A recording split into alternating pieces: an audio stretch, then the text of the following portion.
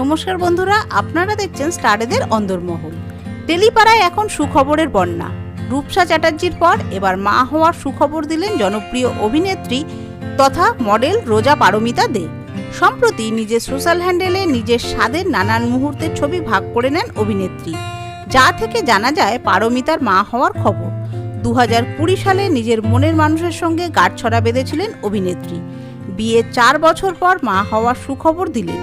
দেবের ককপিট এবং হইচই আনলিমিটেডে নজর কেড়েছিলেন পারমিতা। তাছাড়াও কাঠমান্ডু, ভবিষ্যতের ভূত, পিকাসো ছবিতে অভিনয় করেছিলেন। এছাড়াও রক্তপলাশ ও অ্যাডভোকেট অচিন্ত আইচ সিরিজটিতে অভিনয় করতে দেখা গিয়েছিল অভিনেত্রীকে। আমাদের চ্যানেলের পক্ষ থেকে অভিনেত্রীকে অনেক শুভেচ্ছা। বন্ধুরা, তারকাদের বিষয় এইরকমই খুঁটিনাটি আরও তথ্য পেতে জুড়ে থাকবেন আমাদের চ্যানেলটির সাথে। ধন্যবাদ।